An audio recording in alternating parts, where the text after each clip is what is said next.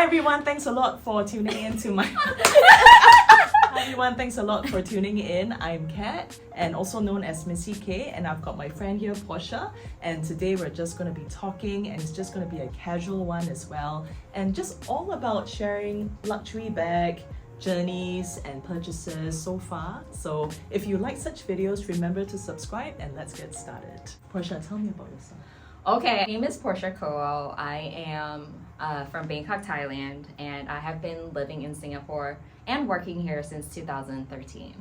And what brought you here to Singapore? How I got into Singapore was because of a job opportunity.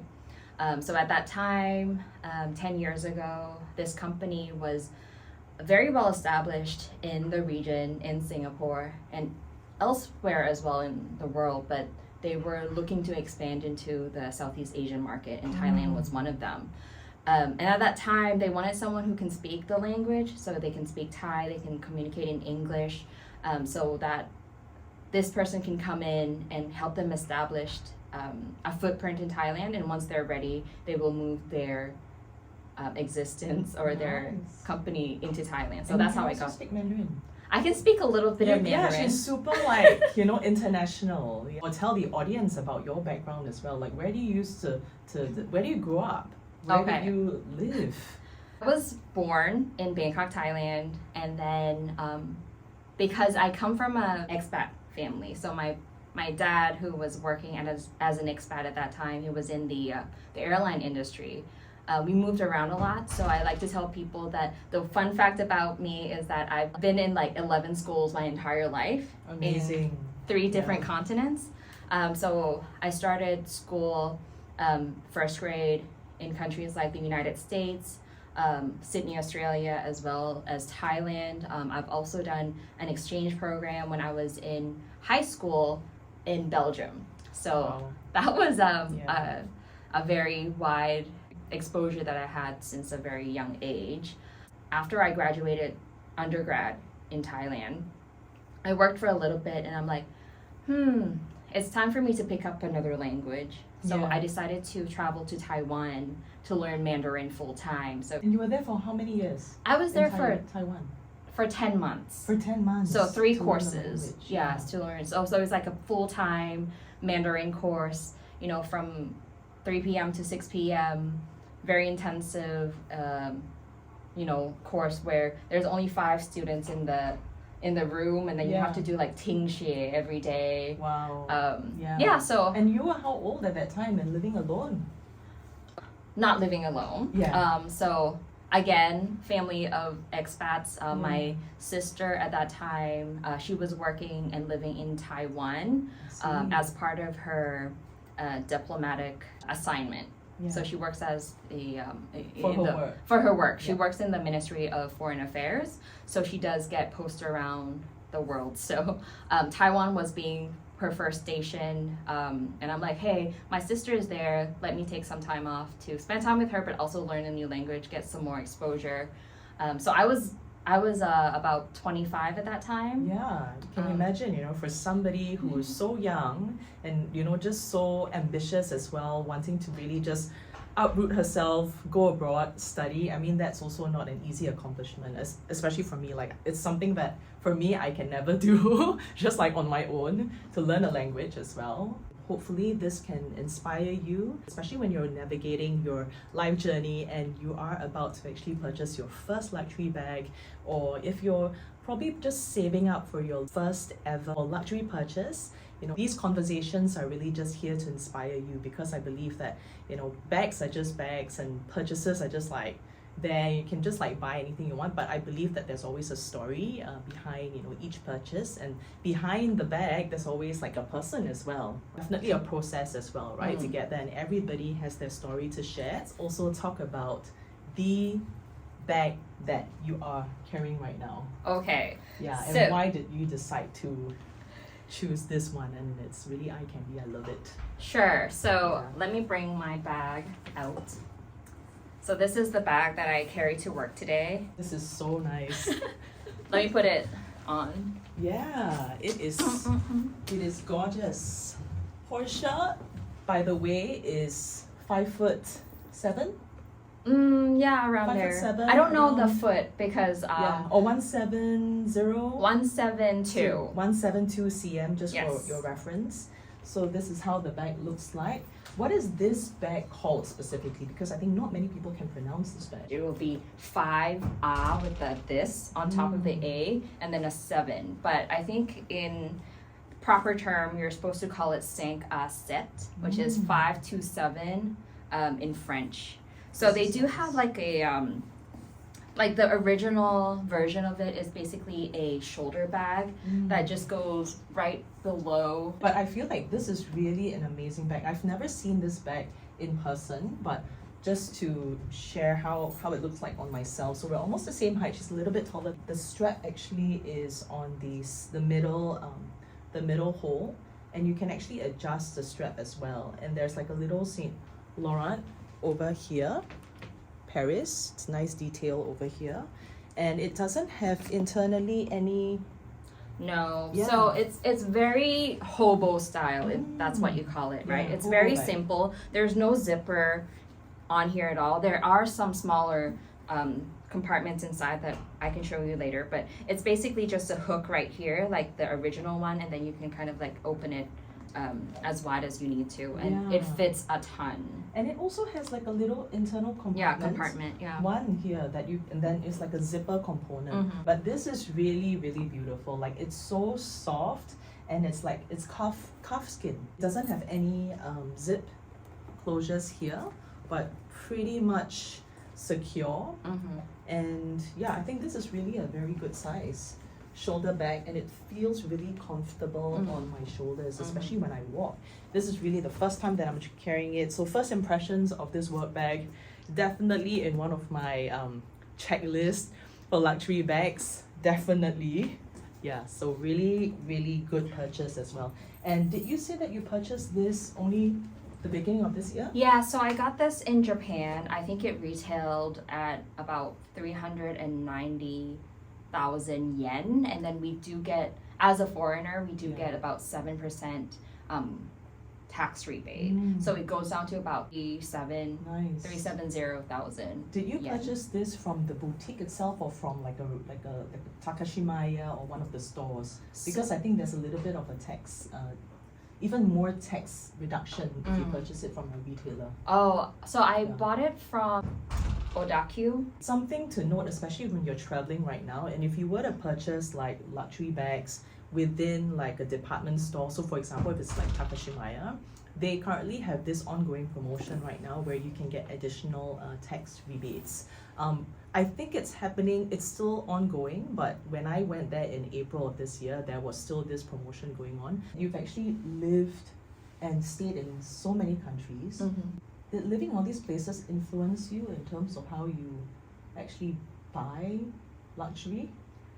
Well, I can say that I've only been living my adult life in Singapore, right? So I came to Singapore as a working person, like a working woman. So I do get my salaries and I pay for a lot of things on my own, if not everything on my own, right? And of course, being someone who's into, dressing up, there's definitely the kind of accessories that you want to add into your collection. And for me, I prioritize buying more of the luxury bags, right? My spending principle is that I prioritize the things that I care about and deprioritize other things that doesn't really matter to me. So for example, I don't drink, so not drinking or not smoking or going out for concerts can kind of like give me that savings to spend on things that I really actually care about, which is like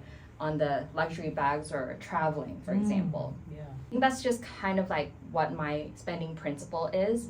Prioritize the things that matter to you and deprioritize the things that don't. So I don't have a car, right? So that also takes a lot of expenditure from there as well. And then I do a lot of savings for my retirement. That is something that I care a lot about, for example. So yeah, I think being in Singapore as a working woman, when you walk around, you'll see people also wearing nice bags, and I'm like, okay, I can see, I can appreciate, you know, the things that you're wearing. Like you and me as well, we talk about bags all the time. So I think that's the kind of like, you know, things that matters to me. Yeah. I think that thanks for sharing about that as well. Let's say if you are living in Canada, right? Let's say, you know, within, and would things be then really different for you, especially when it comes to purchasing luxury items? That's a good point. It can be Canada. I choose Canada for a reason as well. I think because you've lived well, there. I mean, I'm married to a Canadian. Yeah. Okay. But I've personally never really lived there. Okay. And I think when you're in a country like Canada where the cities are not very metropolitan and people don't necessarily dress up or walk on streets like they do in, let's say, in Singapore or in urban, like a really urban city, or you know, like maybe a very modern city like Shanghai, Hong Kong, Singapore, you know, or even like Jakarta, Indonesia. You don't see a lot of people on the street, so you don't get you don't get really exposed to what kind of bags they're wearing or what, you know, what they have on themselves. So being in Canada, in a country where a lot of people drive, go to places, and then go back home with a car as well, you don't really get to see a lot of people on the streets. So that might have changed me in terms of, oh, should I get their bag? Oh, their bag looks nice. Let me go look it up. So that might be like the external factors. But I think internally, I appreciate, you know, luxury bags. I like how the way they look, and I'm not like, oh, that's a luxury bag, let me get it. I need to like it as well and see whether it suits me. Your lifestyle. Like, what was the first thing that got you started into like, hey, this is just this luxury world, or this piece of jewelry is just so unique and so beautiful? I think firstly, let's go way back. And then this is like telling you how old I am, but well, we're actually the same age. But you know, in the early 2000s, like 2007, 2005, you'll get a lot of paparazzi shots from, you know, like Nicole Richie, Paris Hilton. Yes. That was even before like The Simple Life. Exactly. That was even before Kim Kardashian, right? Yeah. So there's a lot of paparazzi shots with Nicole Richie and her Balenciaga, like one of those motorcycle bags. And I'm like, oh, I love it so much. And then I started looking at like luxury bags. So Balenciaga at that time was very in. And then I started going on these like purse forum. So again, very telling of my age. So it's basically a forum where people go in and talk about luxury bags. And then that's how I was exposed to more brands like Chanel, for example.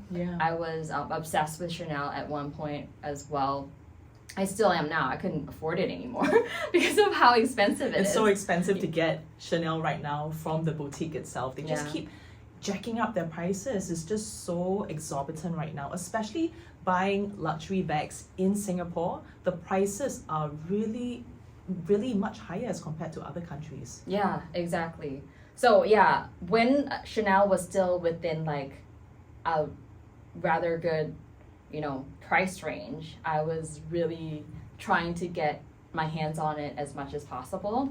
But then along the way, there are other brands that comes and go, like Chloe, for example. For those of you who are in Singapore, you might be familiar with Ribbons. Ribbons? Ribbons. Ribbons, Reborns. However you want to call it. Ribbons, Reborns, But that was a really easy way of browsing and purchasing luxury bags. So at that point in time, I think when I first came to Singapore, Parenza Scholar was quite big. Chloe was quite big. But I think ultimately, for me, like my goal was to just get my hands on Chanel until I can't anymore. So I was able to create a small collection for myself. That really kind of satisfied my luxury need, and then I can move on to other things. we should definitely explore, you know, her entire luxury bag collection as well, specifically Chanel, you know, and in more of like a part 2 session, which is not as half session. So what's your priorities when it comes to deciding on your next luxury bag? There are a few things.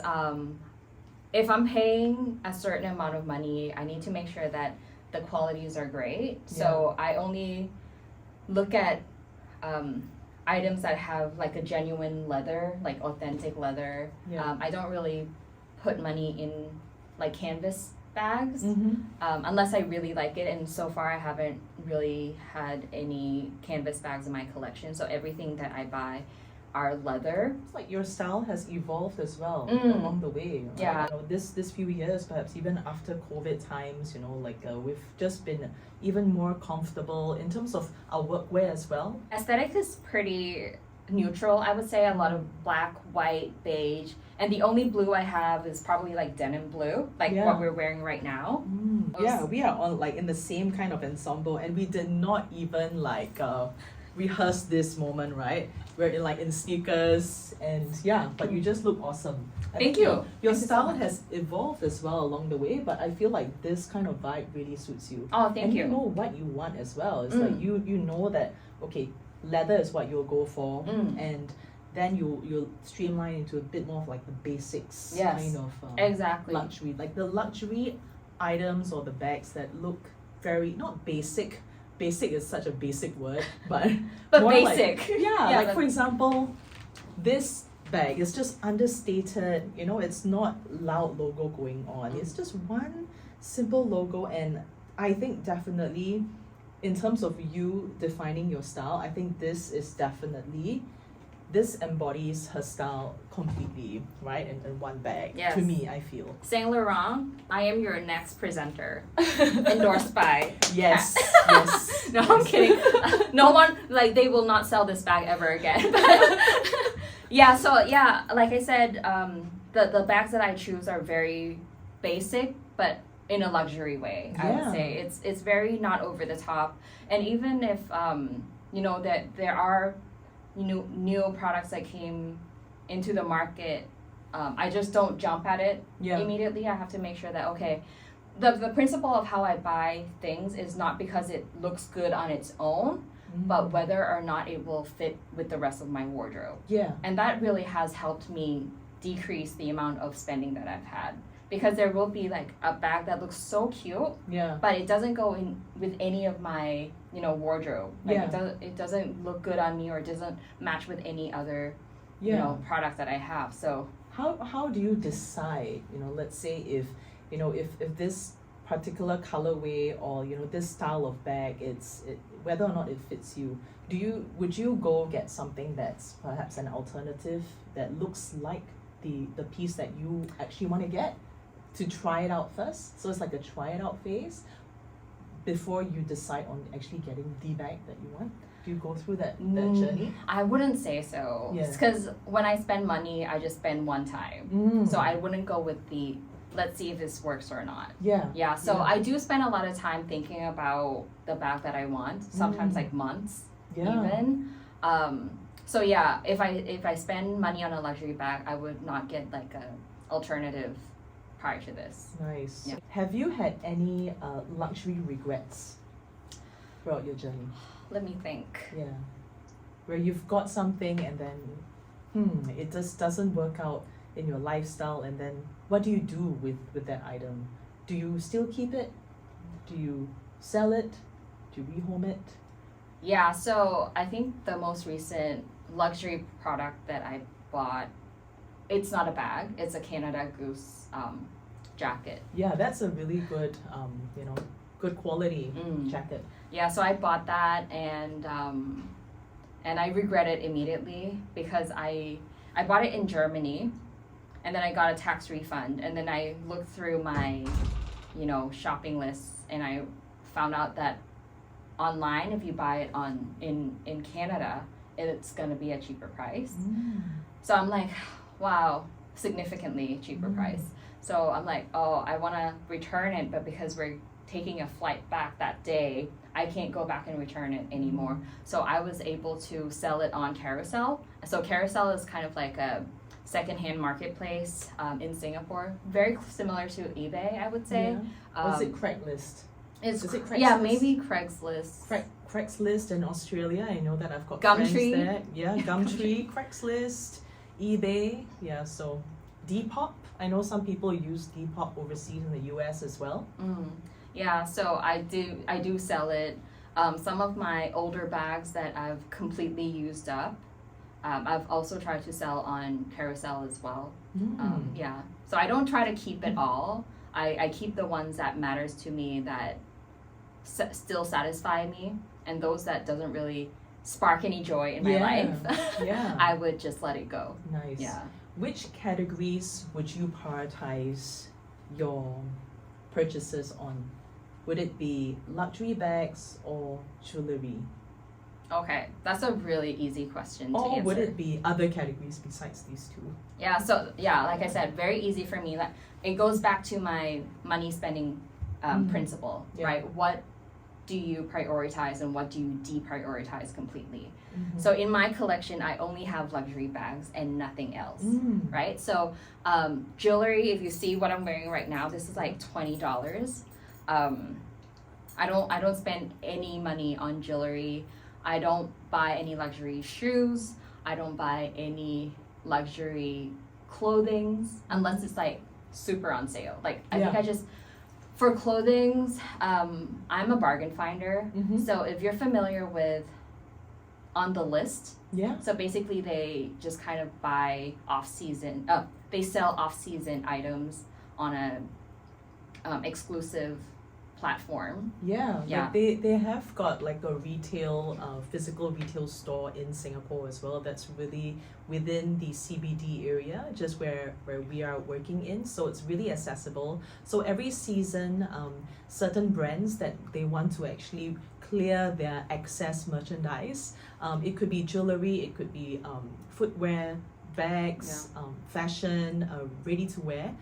There are brands like even Valentino, for example, or even Tory Burch or Coach or even L'Oreal. They would actually list their items on the List platform as well. So it's just really accessible to get these luxury items at a really good discount. Yeah. So for example, I just bought like a Kenzo hoodie. Nice. For like $100. Not even. Because for Kenzo, it's like pretty much 1,000 onwards or something, right? Yeah. And so these are the things that I probably will pay for, but I don't think I've ever experienced getting like off the rack pret-a-porter from like a boutique for clothing. So that's a very good tip. If you want to actually, purchase your next luxury piece, it's just important to really realistically prioritize the buckets of where you want to intentionally spend your money on, and it's a great thing that you know already what you want. Yes, right? exactly. And where you want to prioritize your money as well. Every time whenever you get your paycheck, what do you do with that money?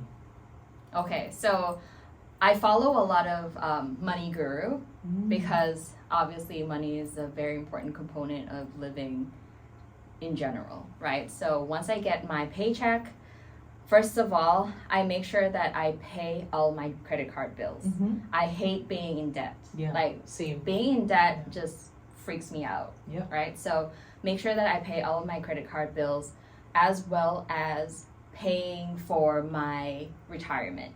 So you pay yourself. Yes, exactly. So pay yourself before anything else. So every month I make sure that I set a certain percentage of my pay, and then I put it all the way to my SRS account, which is like a retirement account in Singapore, and then I use that money to invest in like stocks, ETF, and all that. That's awesome. I think that's a really wise move as well, because Singapore is a really expensive country to live in. Singapore is actually ranked the top 3 most expensive cities to live in the world in 2023, and most likely in 2024 as well. Yay! I think so, right? Yeah, we're like the top. Yeah, but we're also really expensive, and GST, which is like the government service tax, is going to increase to 9% next year as well. So high inflation, GST, everything's on the increase. So except for the salary. Yeah, except for salaries. Salaries are still, kind of 3%, 5% increase year on year. But I think in general, we all have to be really prudent in terms of how we spend our money. And if we all still want to afford luxury, what do? We need to be very prudent in terms of how we manage our finances. Yes, exactly. And I also have like a expense tracking app on my phone. So every time I make a purchase of something, I would put that amount down Wow. So which app do you recommend? yeah, so I use personally I use Buddy, Mm-hmm. and now I've just found out about another app that is called Dobbin. Dobbin. So Dobbin, I think it depends on the people. Like I trust the app enough to make sure that I can link it to my bank account Yeah. so that it's real time. So whenever I make a spending, like it goes up on my app, say, hey, this is how much you've spent on this category already. This is how much you have budgeted for. So we're a little bit more. You get a little bit of an alert. Yeah, I think that's great. It's great insight as well. I think only recently certain banks have just started on this platform where they're able to actually segregate my categories of where I spend. In the past, like in the last before like 2 years ago, I did not have access to this, but I personally use OCBC. I'm not sponsored by OCBC, but only recently they've got this platform where they just categorize all the various finances or all the various purchases that I make into categories. Yeah. So what luxury bag would you consider next? Oh my or that you're goodness. eyeing? Okay. If you're my husband, please pause now, because I'm yes, if you're Portia's hubby, hi. Bye. Bye. Yeah. So I'm thinking of getting another work bag.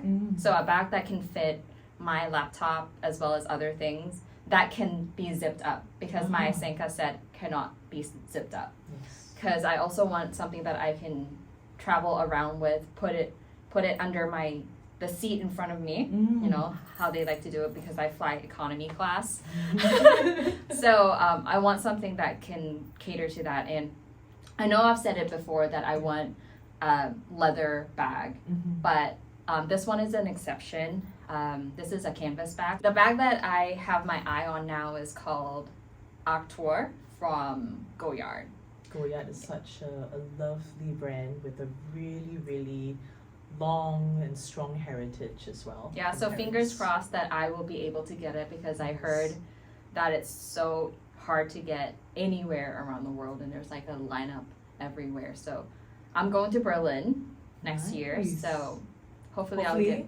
Hopefully you can score a nice bag. I've got a Goyard piece as well, and I really absolutely love it. In fact, the Goyard bag that I have is the first top 3 bags that I've actually got way before I even started my Chanel journey, before I started my Hermes journey. Hermes is really recent, but Goyard has always been a beautiful bag to use, and every time I use this bag, it's always very, very nice. Yeah, I just love the feeling of it.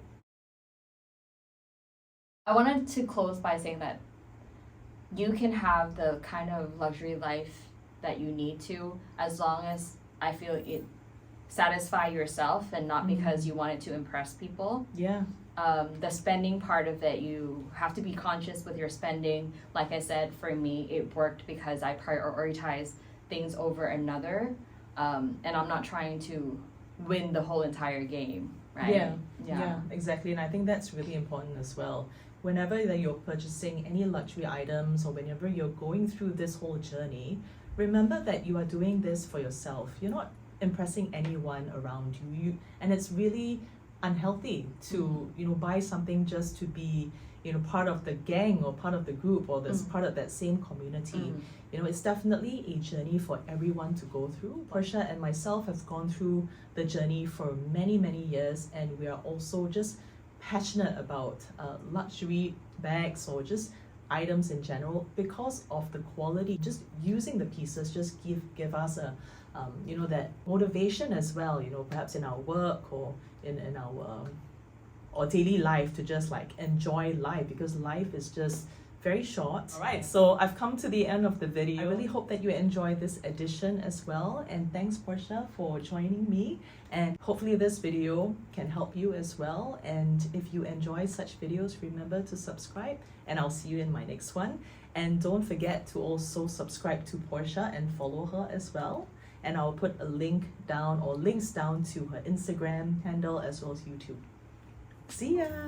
See ya!